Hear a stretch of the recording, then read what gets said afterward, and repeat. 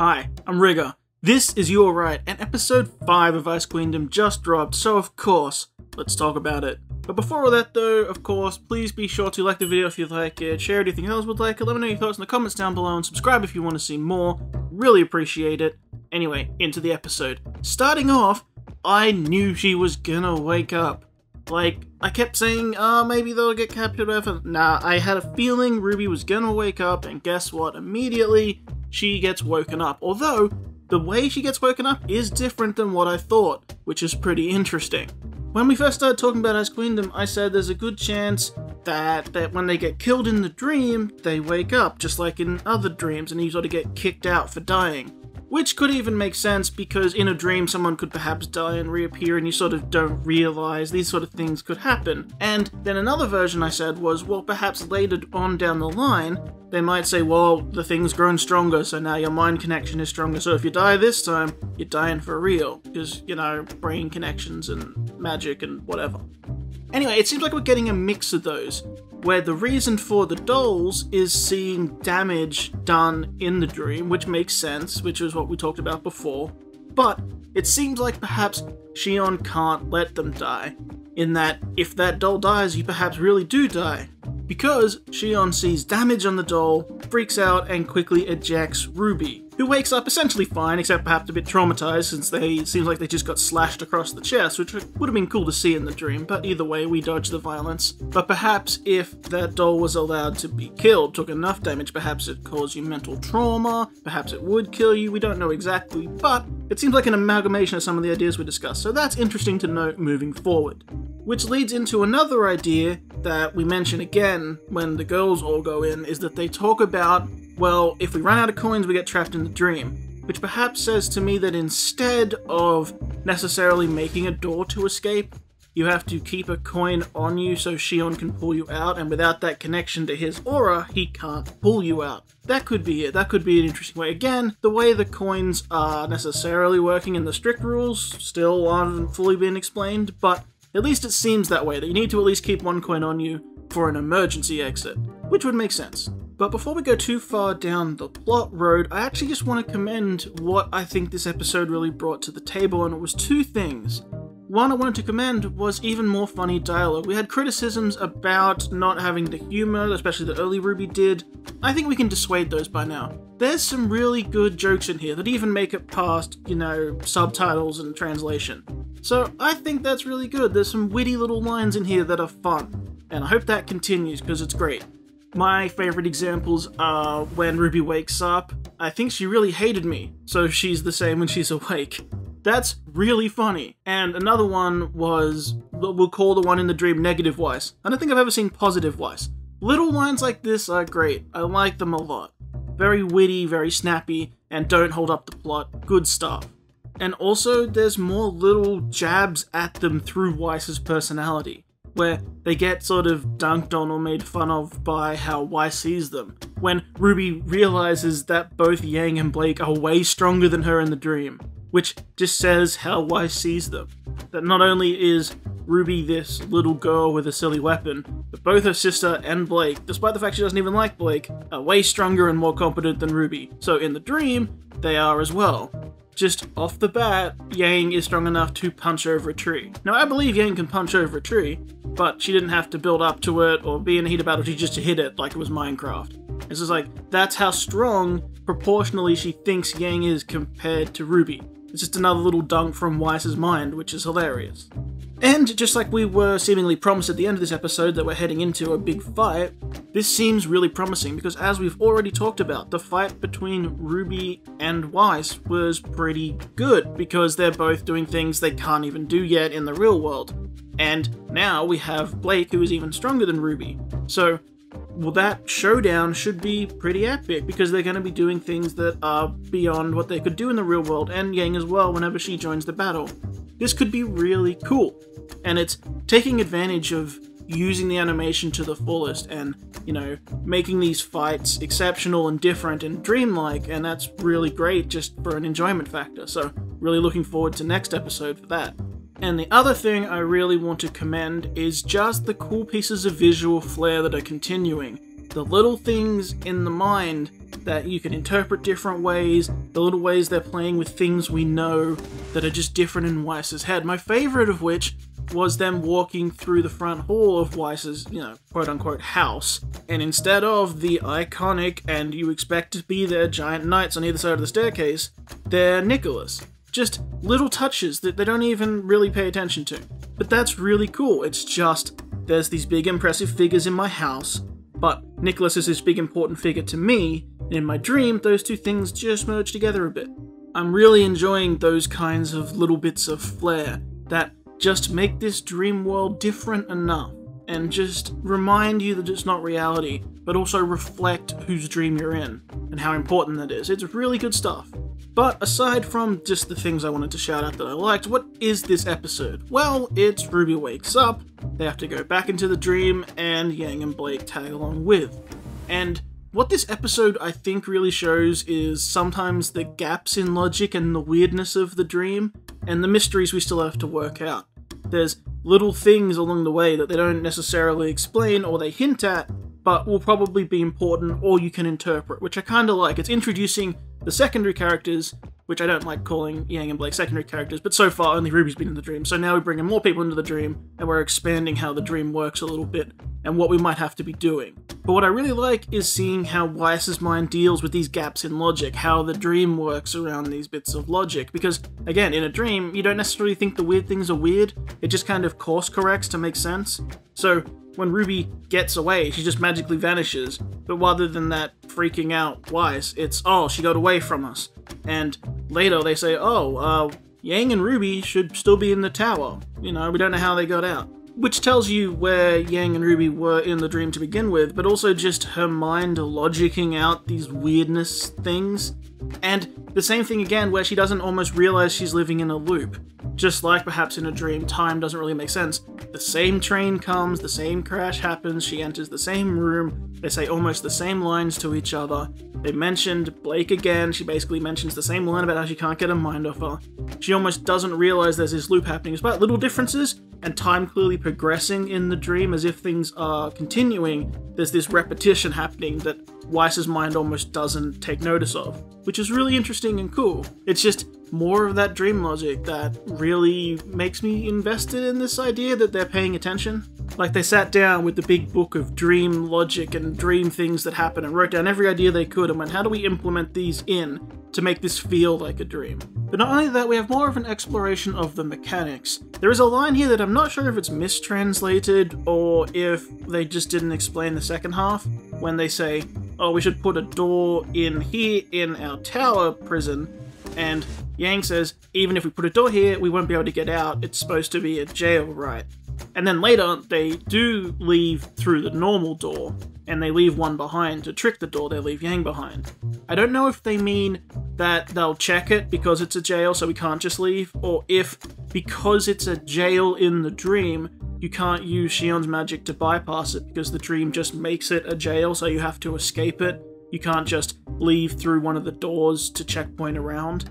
I don't know how that's gonna play out. I don't know if that's legit, if Yang can't just leave, or if that line just didn't translate too well and they were trying to say, we can't just leave because it's a jail, they'll check on us, especially now they think we've escaped once. So we'll see how that goes. But there is further exploration of mechanics because it seems like we might have part 1 of our quest. Because that has been something that has been on sort of my mind, and I think all of our minds, is what are we actually doing here?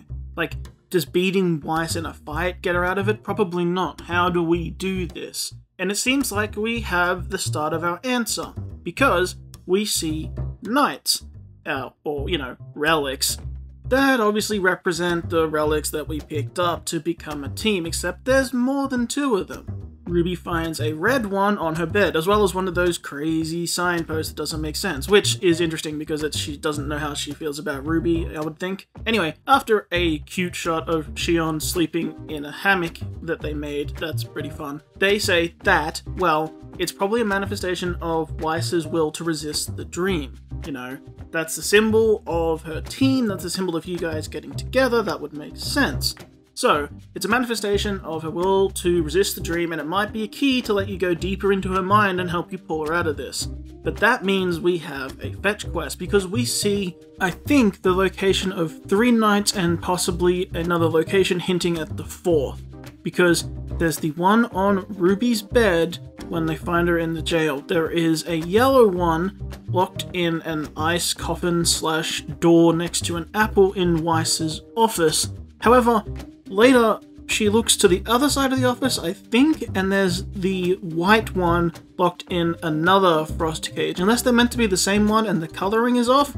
And then they say that in a conversation between Ruby and Blake, Ruby says, "This one was where we were kept. There's probably one wherever your dream self was too." And we get a weird flash of just part of a room. We don't see much of it, just a white wall, something in the foreground that's out of focus, and a vase with some flowers in it. But as Ruby is saying this line, this is the flash of an image we get. So perhaps it's probably a flash of an image in Blake's head, as she is sort of tapping into the mind of her dream self, you know, wherever Blake is kept. So likely we have to find this location for the night, and together can probably go deeper into Weiss's mind. That sounds like a decent little fetch quest to fill up some episodes. And dealing with each character, we have Ruby's one, it's kept locked away and it's the easiest to find, and we get it to start the mission. We know where Yang's one is, and then Weiss's one, but getting into that boardroom is going to be incredibly hard, and it's locked behind ice. And then we have this mystery location that pops up when relating to perhaps where Blake's one is. So, you know, uniting the 4 might wake up Weiss, or lead us to the way to wake up Weiss. That sounds pretty good to me, seems logical. So it seems like we have an idea of a mission. And you know, that'll let us explore perhaps the deeper feelings she might have about Blake, because Blake has been doubting herself in that way, worried that the dream might see her as an intrusion, that she might not even exist in Weiss's mind, which we know isn't the case, and we've heard multiple references to the woman in black who Weiss can't get her mind off and is thinking about, because right before this happened they had the confrontation with Blake. So this weird room, this might be an insight into how Weiss is seeing Blake. Again, we've talked about how Blake's design might be a representation of that as well. Having one ear out of the bow, sort of being half faunus, half not, her wrestling with that concept, her idea of what a faunus might be. That is very interesting, so perhaps that's how we explore that. Which would be a good dynamic to run through this series. We delve into Weiss's dream, and we go on an adventure to find out how she feels about all the others. But, speaking of how she feels about all the others, we do finally see Pyrrha, although perhaps not how anyone thought we would. She's just in one of the jail cells, and Team Juniper is there, which is silly. Well, not silly, it's not what we expected. We thought maybe she'd be locked away. I mean, she is dressed Atlesian style. There was a lot of theory there, but no, it seems like she's locked away, but sort of specially locked away. She's like behind a curtain. And weirdly, and I think it might be perhaps that Weiss looks up to Pyrrha so much that, you know, Pyrrha is who she perhaps wishes she was or wants to be, along with Winter, that she expresses herself like she's Weiss. We get Pyrrha coming out singing Mirror Mirror and acting like Weiss on stage, so she's not just dressed Atlesian, she's dressed like Weiss, as if she is Weiss, but in Pyrrha's style. That's an interesting way to flip it, and again, weird logic things. It's like the inner Weiss is being expressed through Pyrrha, who's been locked away with the rest of Juniper, who are still robotic and useless, just waving like idiots, you know, in time with no personality. But it's an interesting idea. It's definitely not what I expected for Pyrrha, but it's something. It says something, although it seems like then we might not get to see Pyrrha fight or anything unless that comes way later, which is a shame because I would like to see what Dream Pyrrha combat is like, considering why seems to put her on such a pedestal. But it seems, at least for now, she's locked away with the rest of the sillies because despite, you know, not being silly in the same way, she probably sees what Pyrrha is doing as silly. You're acting silly being Team Juniper, so you get locked away with the sillies. But she definitely acts totally different. She's this weird, radiant, glowing figure who sings. And also we got the line, "There's no better team for the job," and it seems like they got us with tricky editing. That it's a line real Pyrrha says in the real world, and they just laid it over an image of Pyrrha. Which, hey, good on them. If you want to throw people off the scent, creative editing in your trailer, commended. The only other thing I thought of is, I doubt this is the case, it seems a little too deep, but it could be that Weiss hears Kira say that line in the real world subconsciously, and then it works its way into her dream. That the fact she's laying there with everyone around her, her sleeping self does somewhat hear the people around her, it's just what bits of that work her way into the dream is up for debate, if it even happens at all. It was just an idea that crossed my mind when I saw that. Other than that, we're pretty much at the end. We end with that face-off in the weird room full of massive amounts of chairs. I don't know if this is meant to perhaps represent like a classroom or education, like a dungeon filled with endless chairs tied in place that just go on forever as if you're meant to just sit and stay there, like studying or learning or something. It's hard to tell. It's a weird dungeon. I'm not sure what this one represents. We could find out soon, perhaps, because it seems to stretch almost endlessly. And Weiss finds Blake and Ruby down there with a whole bunch of reinforcements, so that'll be a fight. Other than that, I just wanted to point out some cool stuff, like the shadow people walking through the fountain, and it turns out the fountain is like a gate. There's probably some symbolism there, but I'm not sure exactly what it would be. Oh, and to address perhaps what might be considered inconsistency, but I don't think is, we had discussed how only things Weiss had really seen or knows can really end up in a dream, because otherwise how does she know it? And I had a comment saying it'd be interesting to see Blake and Yang not use semblances, because as far as we can tell, Weiss hasn't seen them. And here we see Blake definitely uses her semblance. However, she does use her semblance in the Nevermore fight. It's not explicit that Weiss is watching, but it's not explicit that Weiss doesn't see it. I had this discussion with Cal, actually, that she was saying perhaps, there's a chance Roman will show up, and I said, well, we have never seen Weiss and Roman together. The only way Weiss would know what Roman looks like is if she saw his face on the news, and she's never heard him speak and never interacted with him, because Weiss specifically turns up on the docks after Roman is gone. Same thing here. There is a chance that she has seen Blake's semblance, so therefore she can use it, but Yang shouldn't have hers, because we explicitly know that the team doesn't know Yang's semblance until they fight with Roman in Volume 2, because then we get that episode, Painting the Town, where you get to see it. However, there is also the argument that perhaps you entering the dream, you bring part of yourself in with you because your mind is connecting to theirs, so perhaps your dream self do gain the abilities that you would have in real life. So Yang might have her semblance anyway because it's real Yang being connected in, so the power of her mind has some influence there because it's connecting in. We don't know. That will be seen with time. But so far, even if you can only have semblances and powers and things that Weiss has seen, then it still could make sense because there is a chance she saw Blake use her semblance. Just wanted to cover that because it came up. But I think there's about does it. There is a lot still to say in general. There's lots of cute little moments and things I really appreciate. One more I'll shout out is I do like that Blake can pick locks and then gets embarrassed about it because obviously it, hints to her life of crime and her having to survive, things like that. So she sort of gets a bit shy about it. But Ruby just thinks it's awesome, which is great. And also the fact that it means that the jail door Klein has a very simple lock, which Blake says because probably Weiss knows nothing about locks, so it's just standard lock, that she doesn't know how it really works, so it's just a basic lock to anyone who knows what they're doing.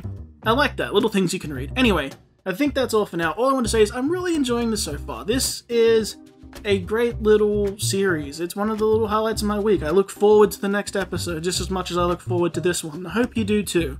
Anyway, if you enjoyed the episode, if you enjoyed the review, again, please leave us a like and a comment and a share.